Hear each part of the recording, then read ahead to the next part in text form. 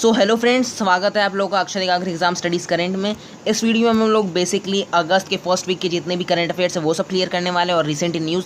तो अभी जैसे रिसेंट इन न्यूज़ में क्या क्या है, दिल्ली इलेक्ट्रिक व्हीकल पॉलिसी। तो दिल्ली का इलेक्ट्रिक व्हीकल पॉलिसी किया है, इसके ऊपर हम लोग डिटेल स्टडी करेंगे। उसके बाद गुजरात का इंडस्ट्रियल पॉलिसी किया है, इसके ऊपर हम लोग डिटेल स्टडी करेंगे। उसके बाद पीएम मोदी जो लॉन्च किए हैं फाइनेंशियल फैसिलिटी वो क्या है। उसके बाद यूएन ने जो रिलीज़ किया है 6 मिलियन बेरूट एक्सप्लोजन के लिए, तो इसके ऊपर हम लोग डिटेल स्टडी करेंगे। उसके बाद गवर्नमेंट ऑफ इंडिया ने एक्सटेंड किया है 18 मिलियन यूएसडी मालदीव के लिए, तो उसके ऊपर हम लोग डिटेल्ड स्टडी करेंगे। उसके बाद नेशनल हैंडलूम डे के ऊपर हम लोग डालेंगे नज़र। उसके बाद मॉरिशस का जो डिक्लेयर किया है उन्होंने इमरजेंसी ओवर ऑयल स्पिल, इसके ऊपर हम लोग डालेंगे नज़र। और जो आज का पहला कंटेंट सब है वो सब हम लोग देख लेते हैं कि रिसेंट न्यूज़ सबसे पहले हम लोग नज़र डालेंगे। उसके बाद करंट अफेयर्स के ऊपर हम लोग नज़र डालेंगे और आपको उसके बाद डिस्क्रिप्शन में मिल जाएगा क्विज़ का लिंक, वो आप लोग क्विज़ लिंक के और भी करंट अफेयर्स जान सकते हैं। तो हम लोग स्टार्ट करते हैं अब सीधे सीधे वीडियो को। वीडियो स्टार्ट करने से पहले अगर सब्सक्राइब नहीं किया चैनल को तो याद से ज़रूर से सब्सक्राइब कर लीजिए चैनल को। तो अब हम लोग स्टार्ट करते हैं वीडियो और देखते हैं सबसे पहले previous question of the video का आंसर। तो previous question of the video था national thermal day is celebrated. तो when is national thermal day celebrated. तो नेशनल थर्मल डे कब सेलिब्रेट किया जाता है? 24 जुलाई। तो अब हम लोग देखते हैं आज का थॉट। तो आज का थॉट है to be successful you must accept all the challenges that come on your way, you can't just accept the ones you like. तो अगर आपको सक्सेसफुल होना है तो आपको चैलेंजेस फेस करने होंगे। आप बिना चैलेंजेस फेस किए आप सक्सेसफुल नहीं बन सकते। आप जो चाहेंगे वो हमेशा नहीं होगा। आपको चैलेंजेस फेस करने सीखने होंगे, फेस करने होंगे। तो यही आज का थॉट। तो अब हम लोग डालते हैं रिसेंट इन न्यूज़ में नज़र। सबसे पहला रिसेंट इन न्यूज़ है दिल्ली इलेक्ट्रिक व्हीकल पॉलिसी। तो दिल्ली इलेक्ट्रिक व्हीकल पॉलिसी में क्या है, तो देखिए कि दिल्ली के चीफ मिनिस्टर अरविंद केजरीवाल ने लॉन्च किया दिल्ली इलेक्ट्रिक व्हीकल पॉलिसी। और ये जो मेनली है ये इसलिए लॉन्च किया गया कि इलेक्ट्रिक व्हीकल को और बढ़ावा दिया जाए, कि पॉल्यूशन और कम हो और इलेक्ट्रिक व्हीकल और ज़्यादा से ज़्यादा यूज़ में आए। और इसी के लिए एम किया गया है कि 25% इलेक्ट्रिक व्हीकल्स हो जाएंगे दिल्ली में 2024 तक, और 5 लाख न्यू इलेक्ट्रिक व्हीकल्स हो जाएंगे और 5 साल में, ऐसा करके यहाँ पे बोला गया है। और उसी से रिलेटेड यहाँ पे जो भी है कि पॉल्यूशन को कम करने के लिए, जैसे पॉल्यूशन कम हुआ दिल्ली का, तो उसी तरह और भी ज़्यादा मतलब पॉल्यूशन को कम करने के लिए मेन ये स्टेप लिया गया है। तो हम लोग नेक्स्ट रिसेंट न्यूज़ देखते हैं जो कि है गुजरात इंडस्ट्रियल पॉलिसी 2020। तो गुजरात का इंडस्ट्रियल पॉलिसी क्या है, तो गुजरात का ये इंडस्ट्रियल पॉलिसी में मेनली है कि वो थोड़ा सा छूट देंगे जो भी इंडस्ट्रियल प्लांट्स होंगे, जो इंडस्ट्रियल पार्क्स होंगे वो सबको छूट देंगे थोड़ा सा। उसके बाद इससे क्या होगा कि और क्या हो जाएगा, जो इनका 2015 का इंडस्ट्रियल पॉलिसी था वो बहुत ही ज़्यादा सक्सेसफुल हुआ था और ये 2019 में ख़त्म हो गया। तो और उसके बाद 2019 में ख़त्म हो रहा था पर उन्होंने क्या किया, एक्सटेंड कर दिया इसे 2020 तक। तो 2020 के बाद क्या किया इन्होंने कि और भी अब इसे नए पॉलिसी में बदल दिया 2020 का। पहले 2015 से 19 तक था, तो 19 से 2020 तक इसे बढ़ा दिया गया, एक्सटेंड किया गया। उसके बाद 2020 का अब नया पॉलिसी लाया गया है और ये पॉलिसी क्या करता है कि 40,000 रुपया सब्सिडीज़ प्रोवाइड कराया जाएगा किसे, जो भी इंडस्ट्रीज़ है स्टेट में अगले 5 साल में, मतलब और 5 साल में जो भी है कि 40,000 रुपया हर इंडस्ट्री को ऐसे करके प्रोवाइड कराने का प्लान किया है। और इससे और क्या फ़ायदा हो जाएगा कि जो भी जैसे कि चाइना में बहुत सारे इंडस्ट्री रीलोकेट करना चाहता है कि इंडिया में, तो वो सब के लिए थोड़ा सा भी स्पेस लैंड ये सब करने का थोड़ा सा किया है पॉलिसी में। और उसके बाद नेक्स्ट है PM Modi to launch financing facility under agriculture infrastructure fund. तो अब पीएम मोदी ने क्या लॉन्च किया है, एग्रीकल्चर इंफ्रास्ट्रक्चर फंड के तहत क्या फाइनेंसिंग फैसिलिटी। तो अब इसमें क्या है ये हम लोग देखेंगे। तो ये 9 अगस्त को लॉन्च होगा, मतलब आज ही लॉन्च होने वाला है। तो इसमें क्या होगा, इस फैसिलिटी के 1 लाख करोड़ रुपए का ये जो फंड है ये है। और उसके बाद ये जो है ये 17,000 करोड़, मतलब ये जो 6th इंस्टॉलमेंट होगा इस फैसिलिटी का, उसके तहत 17,000 करोड़ रुपये दी जाएंगे, बेनिफिट होगा। और ये 8.5 करोड़ फार्मर लोगों को ये बेनिफिट पहुंचाने का ये स्कीम है। और उसके बाद ये सब में यही बताया गया है कि कैसे storage processing units, collection centres farming के लिए, मतलब पूरा मदद के लिए ये स्कीम है कि फार्मर लोग को जो भी वेस्ट ज़्यादा हो जाता था, स्टोरेज नहीं कर पाते थे, उसके बाद कलेक्शन सेंटर वो सब प्रोवाइड कराने का इस पॉलिसी में प्लान किया गया है। इस फैसिलिटी में बेसिकली यही है।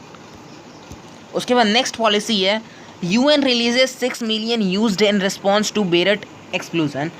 तो बेरठ में जो एक्सप्लोजन हुआ था ये सबको पता है, ये बहुत ही ज़्यादा ये कॉमन न्यूज़ है और बहुत ही ज़्यादा इंपॉर्टेंट न्यूज़ भी है कि ये जो एक्सप्लोजन हुआ था वो एमोनियम नाइट्रेट के चलते हुआ था ये एक्सप्लोजन। और ये जो भी 15 मिलियन यूएसडी जो है ये रिलीफ ऑपरेशन के यूएन की तरफ 6 मिलियन दिया गया है और पहले भी यूएन ने, और ये 15 मिलियन टोटल फंडिंग बताया गया है यहाँ पे।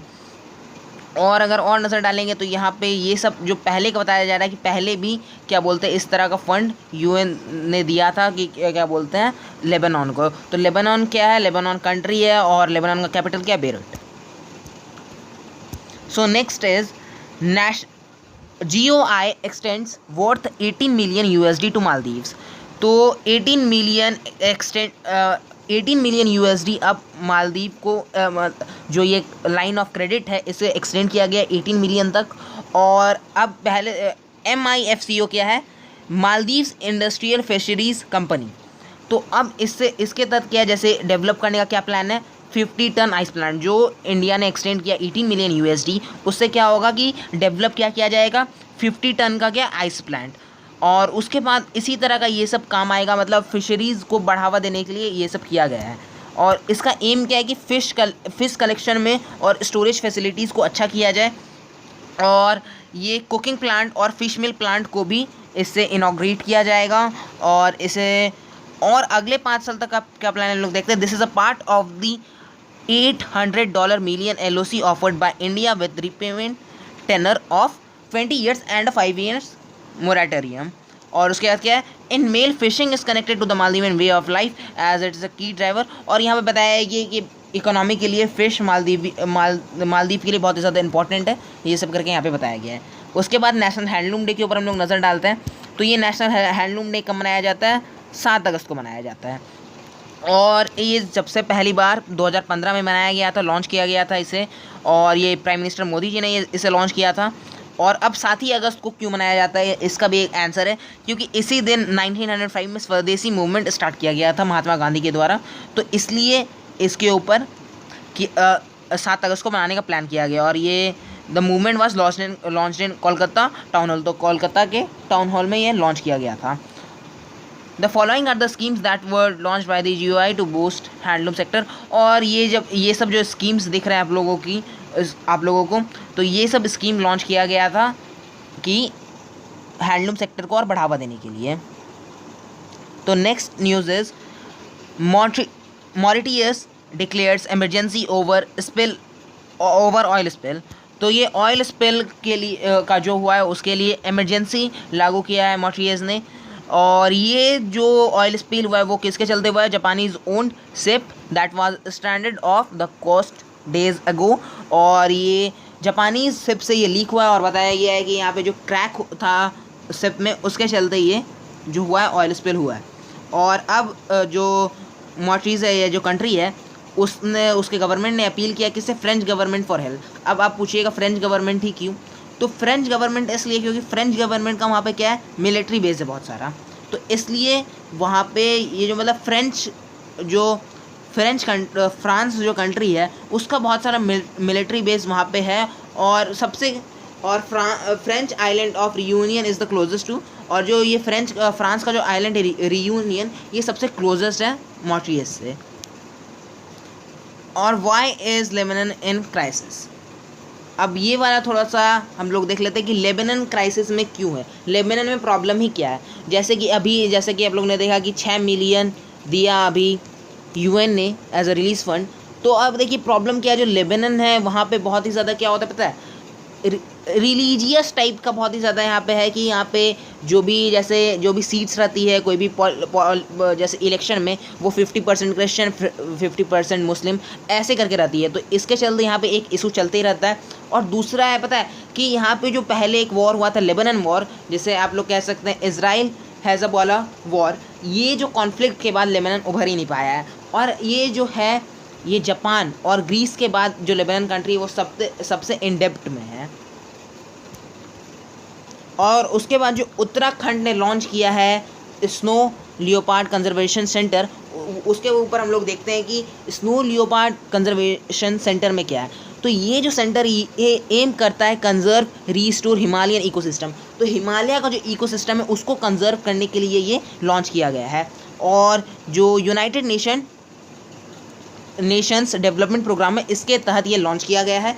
और यहाँ पे बताया गया कि जो भी नंबर है वो स्नो पार्ट का वो जैसे 86 इन द स्टेट बताया जा रहा है, और जो भी प्लेसेस में ये पाया जाता है वो सबसे रिलेटेड यहाँ बात की गई है। और इससे बेनिफिट क्या होगा, बेनिफिट का बात की जाए तो बेनिफिट इससे होगा कि ये प्रमोट करेगा क्या, विंटर टूरिज्म को। अगर ये स्नो लियोपार्ड यहाँ पे रहेगा तो विंटर में यहाँ पे टूरिज्म ज़्यादा आएगा, ऐसा करके यहाँ बोला गया है। और यहाँ पे जो फॉरेस्ट डिपार्टमेंट है ये सब भी बहुत मदद करेगी कि और ज़्यादा स्नो पार्ट यहाँ पे लाया जाए। उसके बाद ये क्या है, JSLEP programme is global snow leopard and ecosystem protection programme. ये एक प्रोग्राम के बारे में यहाँ बताया गया है कि इस प्रोग्राम के तहत एक alliance of 11 snow leopard range countries, इस जो प्रोग्राम है इसमें 12 कंट्रीज़ है, China, Bhutan, Nepal, Mongolia, India, Pakistan, Russia, Uzbekistan, Tajikistan, Kazakhstan और अफगानिस्तान। ये 12 कंट्रीज़ है किसमें, snow leopard and ecosystem protection program में। और यहाँ पे और ये ऑर्गेनाइज किसके द्वारा किया जाता है, ministry of environment, forest and climate change. उसके बाद यहाँ पे बताया है कि स्नो प्लांट जो स्नो लियोपार्ड है वो 5% of the global snow plant, जो इंडिया है वो 5% कंट्रीब्यूट करता है किसमें, ग्लोबल स्नो लियोपार्ड रीजन में। और आगे बढ़ने से पहले अगर अभी तक आप लोगों ने अक्षत एकाग्र एग्जाम स्टडीज़ चैनल को सब्सक्राइब नहीं किया तो जल्दी से कर लीजिए सब्सक्राइब, क्योंकि इसमें आपको मिलते रहते हैं डेली करंट अफेयर्स और डेली रिसेंट इन न्यूज़। चलिए तो आगे बढ़ते हैं और देखते हैं नेक्स्ट रिसेंट इन न्यूज़। तो नेक्स्ट रिसेंट इन न्यूज़ है तेंजोल गोल्फ रिसोर्ट से रिलेटेड है कि ये जो तेंजोल गोल्फ रिसोर्ट है इसे मिज़ोरम में लॉन्च किया गया है Swadesh Darshan scheme of ministry of tourism के द्वारा। और इसे लॉन्च किसने किया है, tourism minister of Mizoram Shri Robert R Royte के द्वारा लॉन्च किया गया है। और यहाँ पे बताया गया कि इस ये 92.25 करोड़ के इस बजट में बनाया गया है। सो नेक्स्ट रिसेंट न्यूज़ है कि YSR चियोथा स्कीम। तो इस स्कीम में क्या है, जो भी minority aims to empower women from minority caste, तो जो भी माइनॉरिटी कास्ट की वुमेन है उन्हें एम्पावरमेंट देने के लिए ये लॉन्च किया गया है। 12 अगस्त को ये लॉन्च किया जाएगा। और उसके बाद ये बताया गया है कि यहाँ पे कि क्या क्या बेनिफिट्स दी जाएंगी, कितना पेंशन, ये सब के बारे में बताया गया कि क्या क्या बेनिफिट्स दिए जाएंगे वुमेन्स को ऑफ माइनॉरिटी कास्ट। तो उसके बाद यहाँ पे बताया गया है कि जो एक्सप्लोजन हुआ था उसके द्वारा कितना हानि हुआ है कंट्री को, लेबनान को। तो ये बताया गया कि अमोनियम नाइट्रेट के द्वारा क्या बोलते हैं ये हुआ था ये एक्सप्लोजन, और इसके द्वारा 135 लोग मारे गए थे और 1000 से भी ज़्यादा इंजर्ड हुए थे। उसके बाद नेक्स्ट रिसेंट न्यूज़ है कि 5 अगस्त को जो इंडिया है उन्होंने कंट्रीब्यूट किया कि इसमें 15.46 million USD to the India UN development partnership. इसमें क्या किया है इंडिया ने, 15.46 मिलियन कंट्रीब्यूट किया है। और इससे होता क्या है कि जो भी कॉमनवेल्थ कंट्रीज़ हैं उन्हें डेडिकेट किया जाता है ये जो भी पैसा है। और उसके बाद ये सब है वो सब में बताया गया है कि कौन कौन से फ़ंड को कौन सा फ़ंड इंडिया देता है और किसके हिसाब से देता है, और क्या जो भी स्मॉल आइलैंड है, डेवलपिंग कंट्रीज़ है, वो सबको ये फ़ंड मदद करता है कैसे, ये सब के बारे में यहाँ पे बताया गया है। उसके बाद यहाँ पे बताया गया है कि नेक्स्ट रिसेंट न्यूज़ में कि जो UK है वो क्या प्लान कर रहा है कि यहाँ पे जो महात्मा गांधी है उनका ये जो है फेस इम्प्रिंट करने का प्लान कर रहा है किसमें, अपने कॉइन में। जो बात ऋषि सुनाक जो कि ब्रिटेन के करंट के फाइनेंस मिनिस्टर है उन्होंने कही किससे, रमैक से, जो कि है रॉयल मिंट एडवाइजरी कमेटी, इससे ये बात की है कि वो इम्प्रिंट करे क्या महात्मा गांधी का फेस किसमें, अपने कॉइन्स में।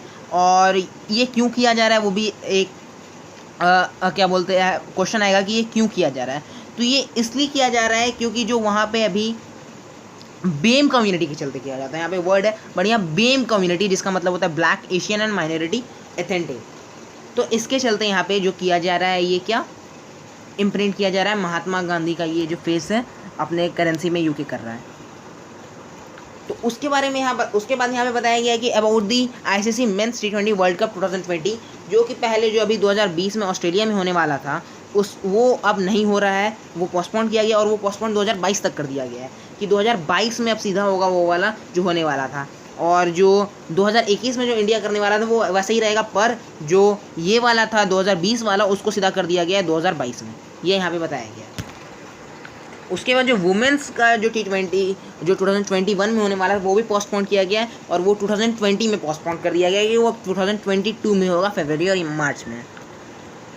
तो उसके बाद यहाँ पे टिक-बॉर्न वायरस के बारे में बताया गया है जो कि चाइना में रीइमर्ज हुआ है, और यहाँ पे ये बताया गया है कि कैसे ये वायरस फैलता है और कैसे ये इन्फेक्ट करता है वायरस ह्यूमन को। और ये जो है ये पहले भी पाया गया है 2009 में, और उसके बाद इसका जो सिम्टम है वो यहाँ पे दिखा दे रहा हूँ कि ये जो सिम्टम है वो क्या है, रैश सब आ जाएगा पूरा बॉडी में, फिर neck stiffness, headache, nausea, weakness, muscle और जॉइंट पेन और फीवर। तो ये सब है जो सिम्टम है टिक-बॉर्न डिजीज़ के। उसके बाद ये एक टेक्नोलॉजी से रिलेटेड रिसेंट न्यूज़ है कि गूगल ने लॉन्च किया है new file sharing feature name near by share. तो नियर बाय शेयर से आप लोग क्या जेंडर के जैसे जेंडर बैन हो गया है इंडिया में, तो आप यही यूज़ कर सकते हैं नियर बाय शेयर, जो कि गूगल के द्वारा लॉन्च किया गया है। तो MCQ सब देखते हैं। जो पहला MCQ है, which of the following bank has appointed as the new controller and auditor general of India.